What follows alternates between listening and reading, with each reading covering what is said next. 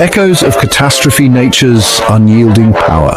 Welcome to our countdown of the top 5 deadliest natural disasters in history. Here, in this vast and ever-changing world we call home, forces of immense power occasionally unleash themselves with devastating consequences. We, as a species, have built our civilizations often in the very paths of these titanic energies, sometimes lulled into a false sense of security by long periods of calm.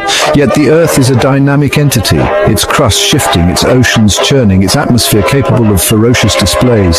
It is a planet that giveth, and at times it taketh away on a scale that is almost impossible to fully comprehend. These catastrophic events have left an indelible mark on human history, etching tales of sorrow, loss, and sometimes astonishing resilience into the collective memory of humankind. They are not mere statistics, but profound human tragedies where countless lives were altered or extinguished in moments of terrifying chaos. Understanding these events is not about dwelling on the morbid, but about appreciating the sheer power of the natural world, the fragility of our existence, and the crucial importance of learning from the past to better safeguard our future. Join me as we journey through time to bear witness to some of the most formidable displays of nature's might. We will explore the circumstances that led to these disasters, the scale of their impact, and the enduring legacies they have left behind. It is a sobering exploration, but one that underscores our place within the grand and sometimes perilous theater of the natural world. These are the stories of when the earth, the sky, and the sea reminded us in the most brutal terms of their untamed strength. The Deluge of Sorrow. China's Great Floods of 1931. In the summer of 1931, the great rivers of China, the Yellow, the Yangtze, and the Huai, swelled beyond all known limits. It began with an unusually heavy snowmelt in the preceding winter, followed by torrential spring and summer rains, exacerbated by an extraordinary number of cyclones, 7 in July alone, when typically only 2 might occur for the entire year. These colossal arteries of water, usually life-giving, became agents of immense destruction, their banks breached, their waters surging across the vast flat plains that were home to millions. The landscape, a mosaic of farms and villages, was transformed into an inland sea. The sheer scale of the inundation is difficult to grasp. An area roughly the size of England and half of Scotland was submerged. The floodwaters in places were slow and insidious, rising day by day, forcing families to flee with what little they could carry. In other areas, they came as a roaring torrent, sweeping away homes, livestock, and people with terrifying speed. The intricate network of dikes and levees, built over centuries to contain these mighty rivers, crumbled under the relentless pressure, releasing the pent-up fury of the water upon an unsuspecting and largely unprepared populace. This was not just a flood. It was a reshaping of the very land. The human cost was catastrophic. Estimates of the death toll vary wildly, ranging from hundreds of thousands to as many as 4 million souls lost not only to the initial drowning but also to the subsequent famine and disease, cholera, typhoid, that stalked the ravaged land. Crops were obliterated, food stores destroyed, and clean drinking water became a precious, scarce commodity. The survivors faced a desperate struggle for existence amidst a scene of utter desolation, a stark reminder of how human endeavors can be so swiftly overwhelmed by the unbridled power of nature's water cycles. The Earth's tremendous fury, the Shaanxi Quake of 1556. Deep within the heart of Ming Dynasty China, on the morning of January 23, 1556, the Earth itself betrayed its inhabitants. The Shaanxi earthquake, or the Jiajing Great Earthquake as it is sometimes known, was not necessarily the most powerful in terms of pure magnitude ever recorded. Yet it stands as arguably the deadliest. The ground beneath the populous provinces of Shaanxi and Shaanxi and several others did not merely tremble, it convulsed with a violence that shattered the very foundations of life.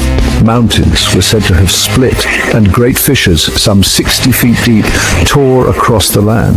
The devastation was compounded by the unique geology and living conditions of the region.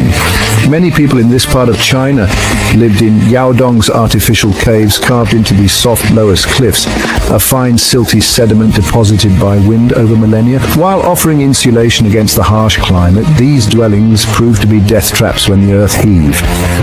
The cliffs collapsed, burying entire communities alive in an instant, entombing them within their own homes. The sheer suddenness of the event occurring in the pre-dawn hours meant most were caught completely unaware, with no time to react or seek safety. The official death toll, recorded in imperial annals, was a staggering 830,000 people. Such a number is almost beyond comprehension, representing a significant portion of the region's population at the time. Entire cities were leveled, and the landscape was irrevocably altered. Rivers changed their course, and new hills were formed from the debris. The psychological scar on the survivors must have been immense, a profound sense of betrayal by the very ground they stood upon. This event serves as a chilling testament to the destructive power lurking within the Earth's crust, a power that can awaken with little warning and reshape destinies in mere moments. Perfect. Chapter 3. The Howling Abyss, the Bhola Cyclone's Wrath. In November 1970, a monstrous tropical cyclone, later named the Bhola Cyclone, formed in the warm waters of the Bay of Bengal. It tracked northwards, gathering strength with each passing day, its winds spiraling into a vortex of terrifying intensity. The low-lying coastal regions of East Pakistan, now Bangladesh, and parts of India's West Bengal lay directly in its path.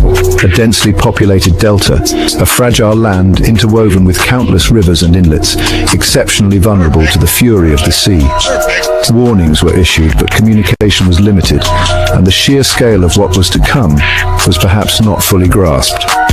On the night of November 12th, the Bhola cyclone made landfall. It brought with it winds estimated at over 115 miles per hour, but more devastatingly, it unleashed a catastrophic storm surge. This wall of water, perhaps as high as 30 feet in some areas, swept inland with incredible force, inundating vast swathes of the delta. Islands were completely submerged, villages obliterated, and the landscape transformed into a churning, debris-filled maelstrom. The darkness of night, combined with the roar of the wind and water, must have created an apocalyptic scene of unimaginable terror for those caught in its path. The aftermath was a scene of almost biblical devastation. The official death toll is estimated to be between 300,000 and 500,000 people, though the true figure may never be known, making it one of the deadliest tropical cyclones ever recorded. Countless more were left homeless, their livelihoods destroyed.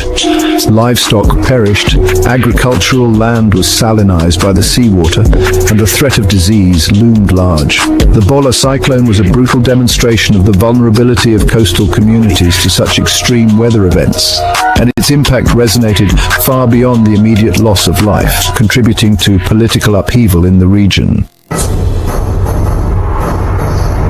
Chapter 4. The Ocean's Awakening. The 2004 Indian Ocean Tsunami. On the morning of December 26, 2004, a colossal underwater earthquake, a megathrust event with a magnitude of up to 9.3, ruptured the seabed off the west coast of northern Sumatra, Indonesia. This was one of the most powerful earthquakes ever recorded by seismographs. The immense energy release displaced a vast volume of water in the Indian Ocean, generating a series of colossal waves, a tsunami that would radiate outwards at tremendous speed like ripples from a giant stone dropped into a cosmic pond, largely unseen in the deep ocean. As these waves approached the shallow coastal waters of countries bordering the Indian Ocean, their speed decreased, but their height increased dramatically, transforming them into towering walls of water. Indonesia, Sri Lanka, India, Thailand, and even countries as far away as the east coast of Africa were struck with little or no warning for many. Tourist resorts, fishing villages, and coastal cities were engulfed. The sheer force of the water was incredible, smashing buildings, uprooting trees, and dragging everything and everyone in its path out to sea or further inland. The human toll was horrifying, with an estimated 230,000 to 280,000 people killed across 14 countries, making it one of the deadliest tsunamis in recorded history. The images broadcast around the world showed scenes of utter devastation. Landscapes scoured clean, boats tossed inland like toys, and the desperate search for survivors. The event highlighted the critical need for tsunami warning systems in the Indian Ocean, similar to those already existing in the Pacific.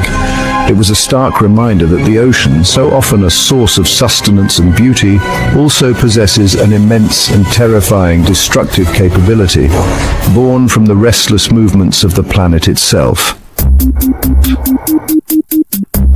Chapter 5. The Mountain That Shook the World, Tambora's Legacy.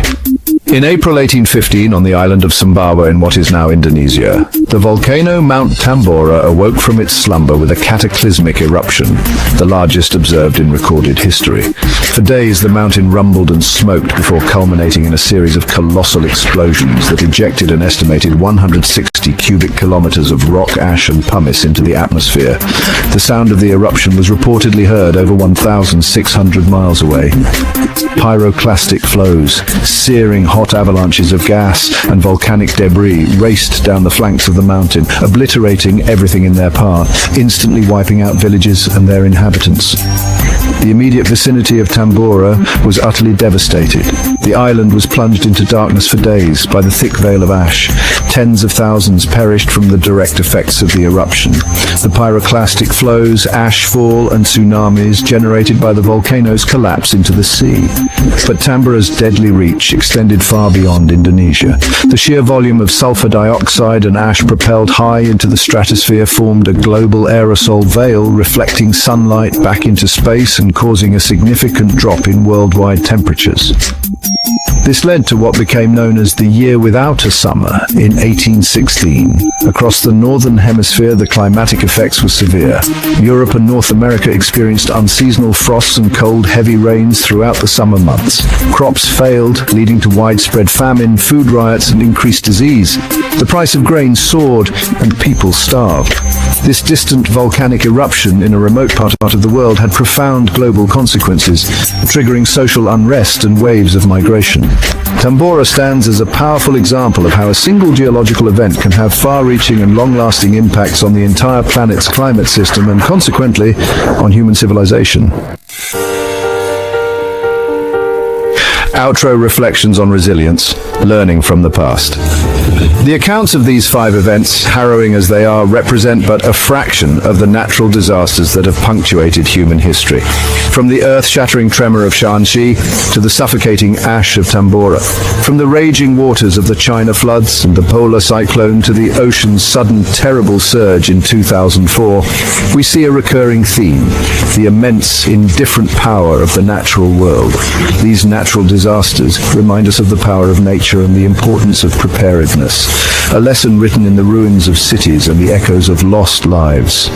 Yet amidst the devastation, stories of human resilience, courage, and ingenuity also emerge. We see communities rebuilding, knowledge advancing, and a growing global commitment to understanding these phenomena better. Scientific advancements in seismology, meteorology, and volcanology offer us greater insights and, in some cases, precious time to prepare or evacuate. Early warning systems, improved building codes, and international cooperation in disaster relief are all testaments to our capacity to learn and adapt, though the challenge remains immense and ongoing. The Earth will continue to shift, the weather will continue to rage, and the oceans will continue to assert their might. Our task is not to conquer nature, for that is an impossibility, but to live in greater harmony and respect with its fundamental forces. By studying these past catastrophes, we honor the memory of those who perished and arm ourselves with the knowledge to mitigate future tragedies. Thank you for watching. Don't forget to like, share, and subscribe for more informative content as we continue to explore the wonders and the formidable power of our planet.